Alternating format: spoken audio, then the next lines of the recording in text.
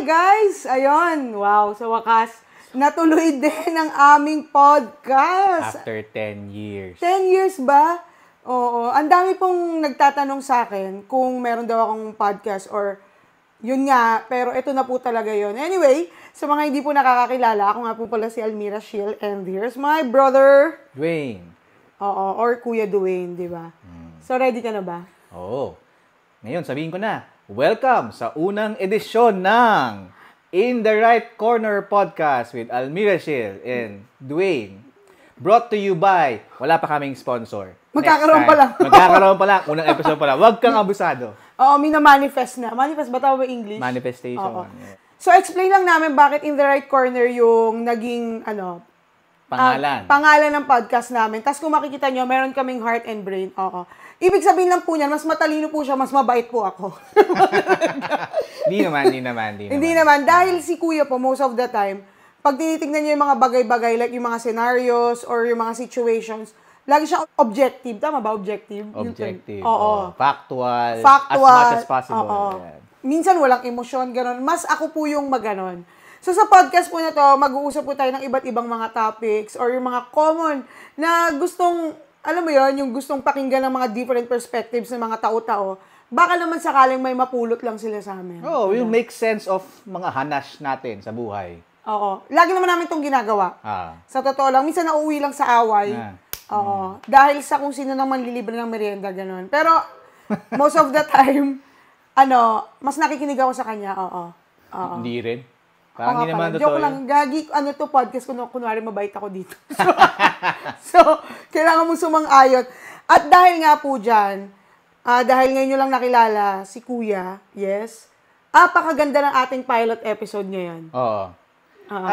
Yung pilot episode natin, siguro mapapaisip kayo kasi napag-uusapan to sa bahay. Yes, correct. Sigurado ako. Pero kung nag-iisang anak ka lang at napag-uusapan nyo pa yon, either may problema or meron nasa labas. So, yung topic na yun na gusto namin pag-usapan is favoritism. Yun! Gustong-gusto ko tong topic na to. Favoritism. Actually, medyo controversial siya on many respects. Well, sa amin, naging controversial siya. Mostly sa kanya, actually. Hoy, grabe. Uy, kumaka sa kanya ka, apat naman po kami. May dalawa po kami imaginary ng mga kapatid. Ayan. But anyway, yun yung pag-uusapan natin. Kuya, meron ba talagang favorite na anak? Oh.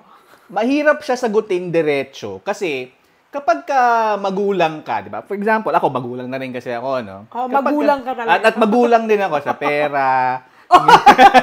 Salamat po podcast, naging honest po recorded yun. Hindi, ang sinasabi ko lang is mahirap kasi depende kung saan ka nakatingin. Like for example, kung ako ay isang magulang, nagkaroon ako ng unang anak, hindi lang yun yung idea na nagkaroon ka ng anak. Investment siya towards that, emotionally, mentally. So naturally, siguro, I would say na may bias ka. Nagkakaroon ka ng bias in such a way na you put your heart and soul into your first child. Tapos pag may dumating na bago, hindi ko sinasabi sa lahat ito, no? Pero siguro hindi may iwasan na may komparahan. Siguro kung pupunta tayo sa perspektibo ng isang anak, mapapansin mo yung difference sa treatment. Siguro, nagamit lang siyang term na favoritism because yung sa noticeable differences sa treatment, or kung ako yung parent, yung noticeable differences in the approach kung doon sa mga anak. Pero mahirap siya sagutin kasi depende kung nasa ang pamilya ka, kung ano yung kultura niyo sa bahay. All of those things you have to consider. Pero favoritism is a topic talaga. So, that's our podcast for today. Abangan niyo po yung... diba? Yan ang sinasabi ko sa inyo. Kaya niya pong itake lahat ng isang upuan lang. Pero, yun yung perspective niya.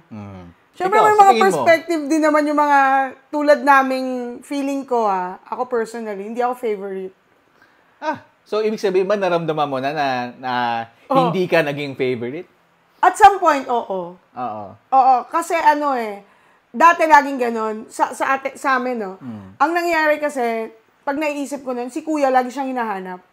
Tapos, parang si Kuya, parang pag siya, si Mama, dahan-dahan sa kanya. Laging ganon. Laging nag-iingat sa mararamdaman niya. Parang ganon. Pero, ito naman yun. Later on, na-realize ko. Baka rin naman kasi talaga, yun lang yung nakikita natin. Pero pag tinignan natin on a bigger picture, hindi. Ako, sa panahon ka ma-offend, wala ka rin naman choice dahil kahit ma-offend ka, hindi ko edit out eh. Hindi. Na-realize ko, sa amin kasi ni Kuya, si Kuya yung parang kailangan mong alagaan. Siya yung sinasabi na pag iniwan mo siya sa kalye, maliligaw siya. Hindi naman tulad ko. 3 araw nga akong di umuwi, nagtataka pa sila pag umuwi ako. Si Kuya, 11 p.m., wala gusto nang ipablatter. I think I can partially attest to that naman. To be fair, kasi lagi nga naman akong hinahanap kasi lagi din naman akong nawawala. At lagi kang naliligaw. Siguro I would say mas social ako na person or mas social ako na kid before. Hindi ako as social right now. Pero nung bata ako, mas longing ako for, friendships, relationships, not romantic, definite, not just romantic, definitely. Pero I can attest dun sa statement ni Almira in a sense na parang personally I feel na parang mas fragile ako kasi parang, sige, diretso natin, mas alagain ako talaga. Like for example, mabilis akong ma-aksidente, mabilis akong ma-injure. Chances are, kapag ako lumabas ng bahay namin, kailangan mong tanungin kung nasaan ka, ano nang lagay mo. Like ako, for example, yung partner ko, nung nagkaroon ako ng ganun, hahanapin niya ako na sa cellphone ko na mismo. Sa cellphone niya mismo, magtatanong siya, ano, nasaan ka, ano nangyari sa'yo? Oo nga. Hindi, tsaka tanggapin mo medyo careless ka rin. Medyo tanga. Yan. Oo, medyo tanga. Diretsahin mo na. Oo nga, hindi pinaganda ko kung ano matalino ko dito. Kasi alam mo naman, hindi, kasi nung mga bata kami, alam niya na yun, lagi sa kanya yung term na careless siya. Halimbawa, nung elementary kami, talagang siya achiever. Like, lagi siyang nasa top. Ako, pangarap lang ng nanay ko, most behave, di ko pa makuha. Di ba?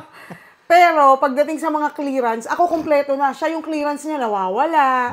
Like, pinapatawag siya, tas siya yung mga tipong na-aksidente sa playground or whatnot. Ako, kaya kong dalhin yung sarili ko. Pero, sabi nga nila, di ba, patas ang Diyos. Medyo lamang lang siya sa talino, pero sa pag-iingat, medyo kulang-kulang siya. Pero kahit nitong tumatanda na ako, lagi kayo sinasabi, pero siguro as time goes by, wala na siyang kurot. Parang salita na lang siya na, kasi favorite ka eh. Lalo yung mama namin. Hindi lang po halata, lagi po siyang hinahanap. Pero later on, naririnig ko na lagi siyang hinahanap ng papa ko. Pero nag-gets ko din kung saan part. Kasi si Kuya, kaya niyang explain yung maraming bagay. Dahil mahilig siyang magbasa, mahilig siyang manood. Ako, kaya kong explain yung maraming bagay dahil lang sa bait yung hayaan mo na nakakaawa or baka kaya nagawa niya to. Alam mo yung ganon. Eh, ikaw ba? Naramdaman mo ba ni minsan na hindi ka favorite? Ako, oo. Wow! Saan nanggaling? Ako, I'd probably say that not sa mother, not kay mama, pero more on kay papa. Kasi nung bata kami, yung tatay namin, laging pinoprotektahan si Almira. So, hindi kasi mas malaki ako magbigay ng GCash. Hindi, ngayon yun. Totoo naman yun. Pero nung bata pa kami, kapag nag-aaway kami ng kapatid ko, ni Almira, always yan. Lunchtime, uuwi yung tatay ko, nakahubad na yung sinturon.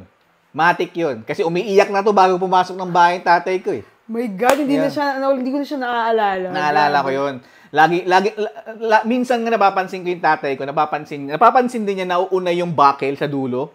Kaya pinabaliktad niya para hindi masakit yung palo. I'm not advocating that, obviously. Pero ang sinasabi ko lang is, yun yung part na naramdaman ko na hindi ako favorite kasi mas protektado ng tatay ko that time yung kapatid kong babae.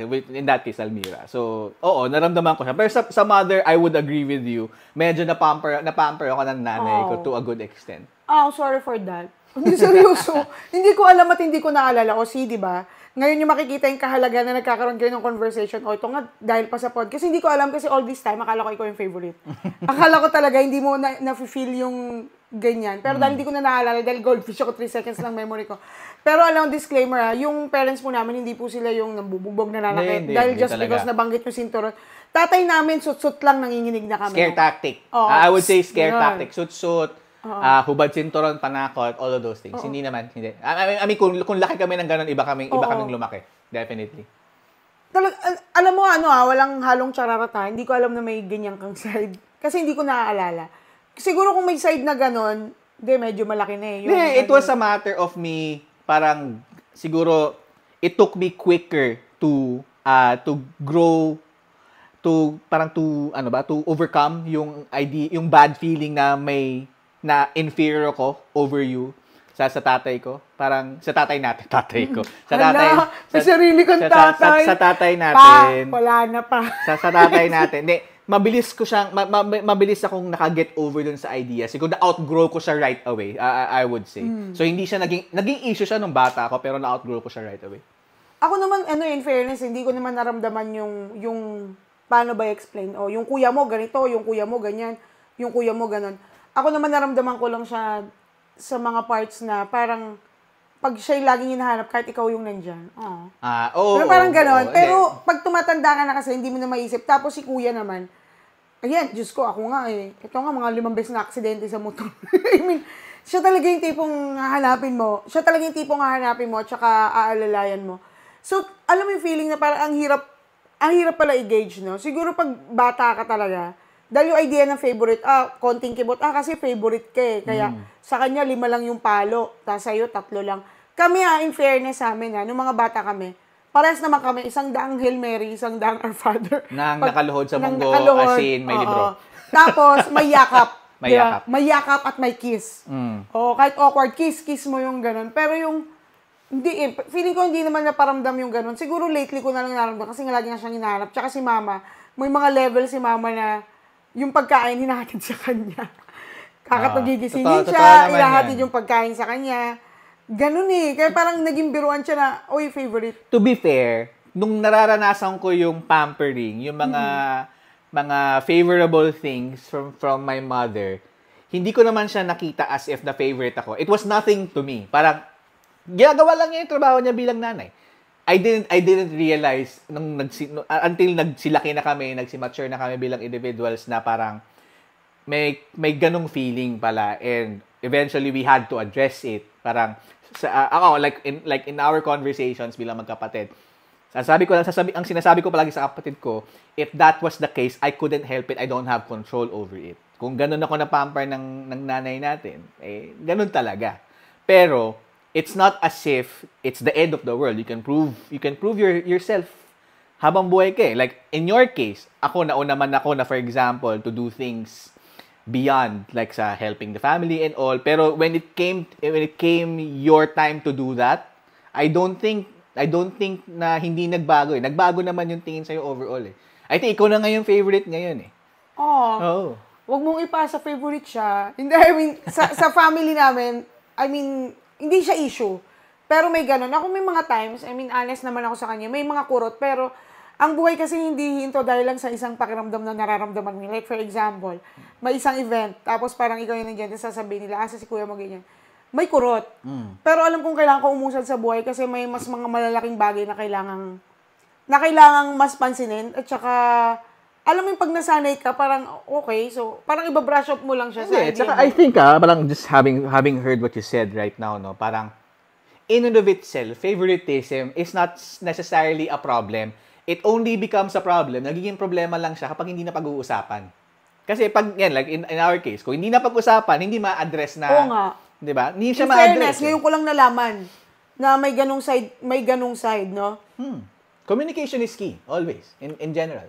Next, on In the Right Corner with Almira Sil and Kuya Dwayne. Sa tingin mo ba, yung ganyang feeling, like halimbawa kung hindi sa atin, labas lang tayo ng konti, sa pananaw mo, nakaka-apekto ba sa personality ng isang tao or ng isang bata o ng kahit sino, pag feeling mo lumaki ka tapos may favorite at hindi ikaw yun?